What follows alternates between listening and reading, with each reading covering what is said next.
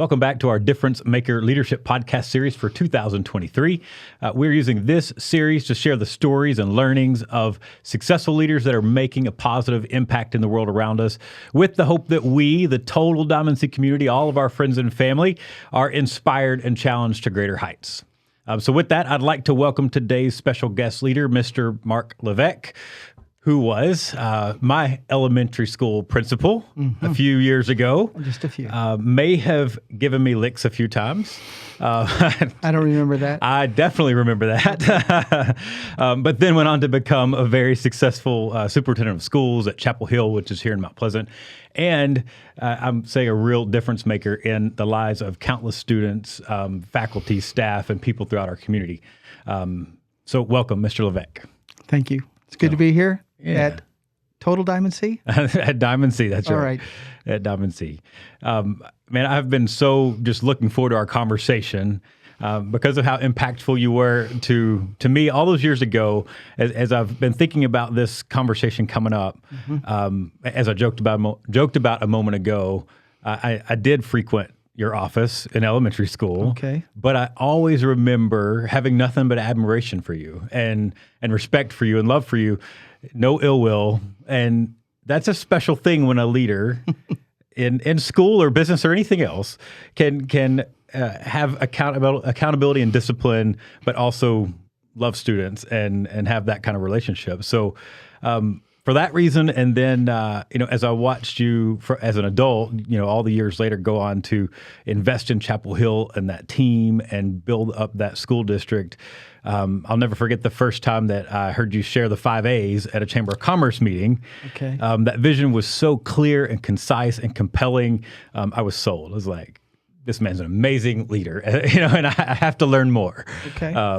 So I'm excited for our conversation to kind of uncover perhaps some of the things that you've learned and that you practiced as a leader through all those years. Sure. But, I'm kind of jumping ahead a bit. Before we get into all the details of that, Okay. Can you provide our viewers with just a bit of the short story, a bit of context on who you are, your journey, Sure. Life and leadership that kind of leads us to today? Okay. Wow. Well, thank you. That was a very kind introduction to there. I am Mark Levesque, and I got to Texas as quick as I could. I'm from the Northeast, and that's where my family is. And so all credit to who I am today as a 62-year-old man is from my mother and father. And my dad passed a few years ago, but my mom's still going strong in New Jersey, where most of my family is. Okay. And I give credit, again, it's for me, it's kind of faith, family, and fun, and friends. Mm-hmm. But I will say that my journey, I left New Jersey, I guess, 1979, and went to college out in Indiana. Okay. A place called Taylor University. It's a small Christian college. And then from there, I thought I was going to teach and coach. Also, the best part of my whole life I met there, which is my wife, Julie Levesque, who is still teaching and dean of students at Chapel Hill and going strong. And so I went from Indiana and I landed in Texas. I just felt like I needed a master's degree. Mm-hmm. And being the first in our family to get a 4-year degree. Okay. So that was cool. Wow. So Yeah. I guess it was just I needed more. And I wound up in Tyler, and Tyler was great, and got some more education there, and that led to an opportunity to teach in the Tyler system. And then I figured I'm 28 years old. Maybe I should be a principal, which is kind of crazy. But a really kind gentleman named Dr. David Anthony here in Mount Pleasant, and I landed in one of the coolest places on the planet. And my wife and I, we never forgot that because so many great people. And I got the job at E.C. Bryce Elementary, as you mentioned. So I'm 28, don't know anything, but wow. I did know one thing. I did. I loved kids. And of course, parents who bring their kids their very best, and you want to take care of them. Mm-hmm. And you're going to make mistakes, but folks are a lot kinder to you when you're real with their kids and their families. Mm-hmm. And so from there, I wanted to, go further. And so you had to go to a bigger school. So I wound up in the Woodlands, and that was great. Some time spent there. And then another amazing individual, Dr. Joel Chapman, just a call out of the blue. What are you doing? And it was kind of like, do you want to come back to Mount Pleasant, maybe interview? This is back in 2000. Chapel Hill had an opening, and I said, that little country school. And he smiled. I mean, well, I couldn't see a smile over the phone, but yes, I did come up He's here. always smiling. And interviewed, and great people. And so the story goes, so from 2000 to 2021, school superintendent at Chapel Hill. And this is a great community. It is a great community. And no regrets. All three of my boys went through the system there. I don't know how this podcast works, but they're all hook 'em horns. There you go. So there we go. They'll appreciate that. Okay. But so that's really it. But I have to throw in that my wife, Julie Levesque, is amazing. And if you're going to lead, in my opinion, and you've got to have that, at the house, and because you're going to make mistakes, and you've got to be the person, delivering the charge. And so it's just great to have someone at home. It's good to have to be philosophically pinned, if that's right. And so, and if your kids love you, that's not a bad thing too. And so, my kids, you guys loved me because your mother told you to. So, that's right. Anyway, so that's pretty much the short story. No, thank you for that. Thank you.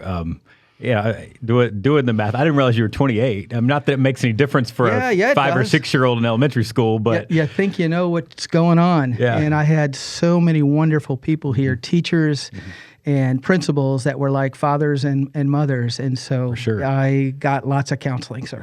Yeah. You didn't know that. I never, Well, as a I'm kid, running this school. A kid, you were still an old guy. You were a grown up, Yeah. and so I don't think any 5 or 6 year old, thinks about they're grown up. So they're all the grown ups in authority. No, 100%. But I just got to keep saying that this community was so kind to us. That Yankee that came here and stayed. But I will point out that even though my wife is from Indiana, she's born in Big Spring, Texas, and of course my 3 sons. So there was hope for me. That's right. That's right. That's how it works. No, I appreciate the rundown on kind of your journey in brief. As I talked about earlier, when I first learned of the 5 A's and and then went on to watch you invest in that team, your administrative team and faculty there, and invest yourself in that school district.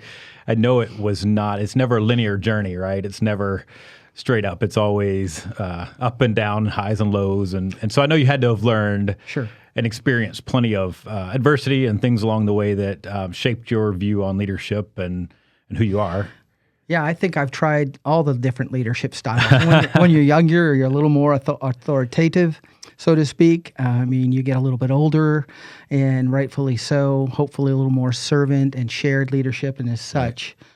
But I'll say at Chapel Hill, when you come to a community and folks as proud as they are, and rightly so, of their community, some of the mistakes in the beginning were more not honoring that. Right. So assuredly honor the past, always. Honor the past. Always, regardless. And make sure you understand. And if you do make mistakes, and you as such own up to them. And again, if you work hard, go every day, love their kids, and definitely get to know them. No one is invisible. All work is meaningful, and people are at all levels of that organization. Right. So I think that saved me a lot of times too. And so, but again, Chapel Hill was a special place. If you'd have told me I'd be there 21 years I said no way.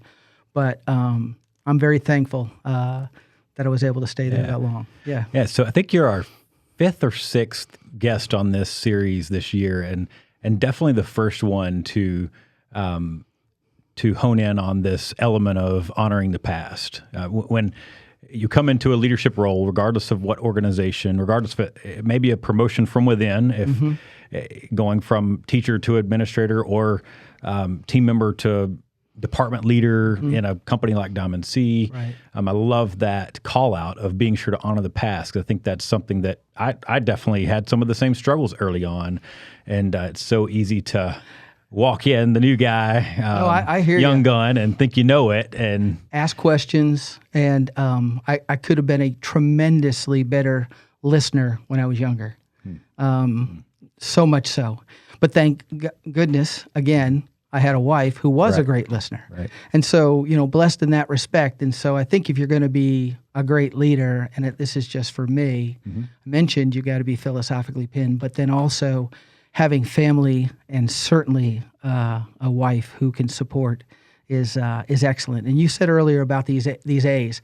I'm a big person that believes when you go into somewhere like in public education or school district, you better start branding and loving and promoting, and regardless of where you are, that's the place to be. And so that was always a thing. So we came up with, together we achieve more, where everybody is somebody, and then you had to make those things work. And I know we talk a lot in leadership about, plan your work your plan, right. your vision, your goals, SMART goals, and all and such.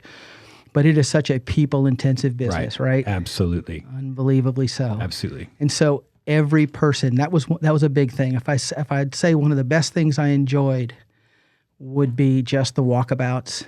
And I know sometimes they were disruptive to the teachers and as such, but love those kids, know those kids, get in there with those teachers, custodians, just everybody. Everybody has worth. And as a leader, you cannot be, in my opinion, in a small rural school district, you've got to be approachable and reachable. Right, So, right. Yeah. And those relationships give you the influence that you need to lead well, right? And they give you that a flatter organization where if they want to give it to you, you got to take it. That's right. You got to be a big boy and let it just roll right off. So That's right. Absolutely. So you're this week, multiple times this week, I have had conversations with folks around this idea of you can have incredible vision, you can have incredible strategy process, right. but none of that matters if you don't have the team and the people. Okay. And that's what you're talking about, right? Is I believe so, yes. I mean, in the beginning, I thought I was leading well, and I would make sure that I had people that would check my oil. They would be mature teachers, and even my wife too. But outside of that, they'd pull me aside and say, that's great. We appreciate all of that. You're doing great, setting all of that great, but we're just tired of chasing you. Or can we reset that a little bit? So again, yeah. So through that journey, are there any things that come to mind as, call it, defining moments in your leadership thinking, defining moments over the course of those years that perhaps change the way you lead? Well, I don't know if it's a defining moment, but it's sometimes it's the most simplest things that bring you back and give you clarity. I mean, walking on a school playground and just watching kids play, going into a teacher's classroom and the work that they put in, or starting a senior citizens lunch that meets once a week, and truly honoring people that gave a lot to Chapel Hill. Right, charging them $2 though. Gotta eat. Gotta Best have a deal in town. little skin in the game.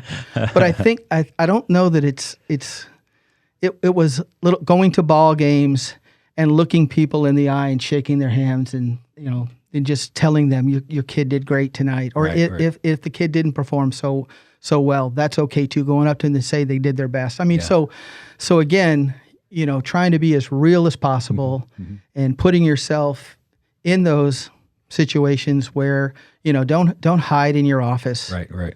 At least that was for me. So I don't know. Sure. It was those things, and I tried to do those every day. To get out every day, knowing that someone might just look at me and say, Levesque, I don't know. I'm not getting that. So I mean, and vulnerable doesn't mean you're weak. Right. Or it doesn't. So if you're willing to learn, but they got to believe you're real. Right. Yeah. And kids can shake that out pretty quick. I'm sure. Especially, you learn that too. Test it out of you. Absolutely. Yeah. So in almost any leadership role that comes with a decent load of responsibility. Surely being a superintendent's one of them. I know it would be very easy. I can imagine, because I've lived it too. I can imagine that it would be very easy to be bogged down, burdened by the to-do list, Yeah. the initiatives, Yeah. the Give it away. all the things. Give that some of it away. you had to do. You didn't do that in the beginning. You Right. had to take it all. You Right. thought every bit of it. And as you get a little bit older, it's kind of like, man, I don't know if I want to eat this whole elephant by myself. So Right. let's share it a little bit. So That's right. that was a big strategy for me. But prioritization was never a problem.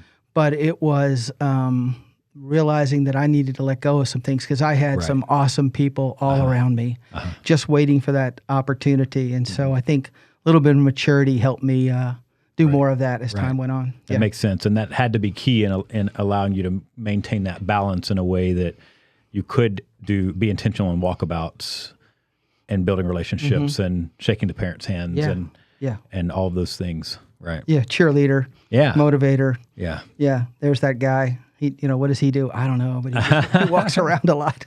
Yeah. Yeah. Love that. I do. So, leadership, learnings, advice, you're sharing some things around being present in the moment, building relationships. Any other things that you would say are kind of key lessons learned, leadership lessons learned, things that you applied to leading your team at Chapel Hill? We say we focus on strengths. And so, and that's extremely important because, you go through the Clifton and you've got all of those right there. But I guess the challenge, and you got to be careful with this, but because you don't hear as much of it anymore, but, doing hard things, do some hard things. Right. But, you've got to be careful because I don't know. I would say I have to be, you put certain people in boxes in your mind, and some people, their box might be so big and some people are bigger, and so they have more responsibility. But I think as I get older, you have those shared talks with folks and you say, do you feel like you have purpose? Do you have autonomy? Right. Are you able to, get after it, so to speak, and that you still have the passion and the fire? Because the parents expect, your very best, and teachers do. They work so hard. They are amazing. Can you imagine that? Can you imagine being a kindergarten teacher? I mean, holy mackerel! No, I can't. Oh man! I mean, is Not that at all? I mean, come on. So it's kind of like I guess lessons there is just an understanding that they're doing that every day. So I guess for me, perspective. I was resilient too in the fact that I would. I just felt like if I could, go to everything, I would. I don't know. I guess I would advise, you can only do so much. So those lessons, so also you need to share that. But if you're a passionate person, you just want to be about everything. Right. So I don't know. I rambled pretty good there. So I get it. I answered the question. I get it. It's a delicate balance, right? It's a delicate 100%. balance. Yeah, it is a delicate balance. Not too much, but not too little. just the right level of engagement. Yeah. But again, in public education, if you've got your kids in the system, what a cool deal. I mean, they're, I don't know if folks like that, but and I wasn't against husband and wife teams in the school district. I thought that was super cool. And it worked well for us at the Hill. And so it's kind of like, it kind of depends on where your philosophy is with that. But in a small community, you're probably, even as the super, you're the last one to hear the news, good or bad. So be that as it may, but it's all in, especially if you're in a small rural school district. All in. And this place is great. Brand well, like you're doing today, obviously. For sure. Yeah. I thought about that when I came here. I thought, I'll wear a red shirt for Chapel Hill. I always wear my dad's ring because of everything that he meant to me in my life. This is New Jersey. It's golf hat. So it's kind of like, people don't need to know that, but it's just kind of like, I think you do. I think you do brand well, and you're proud. Yeah. You're proud to do that. Right. Not being arrogant. No. It's cool. I love that. That's so underestimated also, the value of that branding. I mean, we said Chapel Hill, we wanted it to be the premier public school district of choice. And premier wasn't meant to be offensive. No. Because again, I'm saying, hey, all you Mount Pleasant listeners and those who went to MPISD. That's where I got my start. Love you. And there's so many great folks in this, but it's just kind of like, you want to put on your best for your school district, and you're proud of that. Yeah. And I think that's it's almost just an extension of sharing who you are, right? Hopefully. It's just an extension. The brand is not some superficial shouldn't be. makeup. No. It's just an extension of who you are. That's what you're representing. And so you're proud of it, of course. Absolutely. Of course. You should be. No, Yeah. I love that. So, at Diamond C, we always try to focus on making learning actionable. Okay. So this is my last kind of question for you today. Is you've shared some of your leadership journey with us, some of kind of your key philosophies and relationship building and being present in these different elements. What challenge would you extend to our viewers out there that are all in some way, shape, form, whether it's at home raising kids or at work, climbing the corporate ladder, whatever it is, they're all pursuing some kind of growth. This one's not hard. It's really not. So what's your challenge? So here it is. Everybody has to have people that are truthful with them. And I know we don't, whether you go have a breakfast with that person or whether it's lunch, whether it's on the phone or here, but you've got to be willing to hear the hard stuff. And so I don't know that we do that enough anymore. It's hard. It's hard to be truthful because once you do that, it's like, oh my gosh. But the challenge, and at least for me, now I'm fortunate in that I have a wife who was at that district. So there were plenty of opportunities for me to hear the real deal, so to speak. And so I get that. But if I was challenging folks wanting to be leaders, people that are existing as leaders, if I went back again, I would continue to spend more time listening for sure, because there's a lot there, and being, continuing to mentor, be mentored, and challenge. And so that really is it for me. I don't know if you guys here have, or you've got folks that can be honest like that. I think I mentioned earlier when we were talking in this podcast that I would select some people that I trusted, and I said, you got to tell me straight. You just have to be honest. Right. Did I get that right? Did I miss that? Did I just walk right through it? It's fine to have self-assurance, but you dang well better have some self-awareness. Right. I'm supposed to be looking this way. Okay. No, it's great. It's great. It's great. You can talk to them. Go for it. That's great. So again, those that would be my challenge again, because it's, even though I've been out 2 years, there's been so much that's going on in life today, and so there's no way an individual can do it. Be in my opinion, a great leader on their own. They need help. Right. That's a worthy challenge, no doubt, because it's so unusual. Like that level of honesty is so unusual in our world, society. Okay. Right. I agree. And so that as challenge in seeking out that truth teller and someone that will keep you in check and coach you, that's incredibly valuable, regardless of what role and what organization, school, education, corporate life, manufacturing, it's and I know it's valuable. A little cliche, but I would say too, for the leader, each and every day, even if I hate to say you're not faking it until you make it, but be positive and know that folks, we just don't know where everybody is. Right. And so, we just don't. Right. We have so to give grace. Even though even though you're trying to get after it, you've got a way for people to know that there's at least some sort of way to get back to you. It may not be obviously in that particular group setting, but that you are open and willing to hear that, and you're not just talking stuff and they're like kind of going, well, that's great. He's never gonna or she's never gonna listen to me. Right. Okay. Right. No, I love it. Thank you so much for sharing some of your leadership wisdom, many golden nuggets through all of what you just shared. A lot of something. I hope they're taking notes, because there's many golden nuggets that absolutely, I know anyone that takes your challenge seriously, anyone that I was just going to say this. Let me just say to you, I am so proud for you and your family and this organization. And again, keep working hard. It's one day at a time. If you have to reset. And just thank you for the opportunity to be here and just visit for a little bit. No, awesome. Thank you. Such an honor. Thank you. I appreciate it. Appreciate you. And for you all, listen up. Thank you for listening in, learning with me today. Now let's dig deep, go to work, apply these lessons, the golden nuggets, pursue that challenge. And as we say at Diamond C, do work, love strong, and be the difference.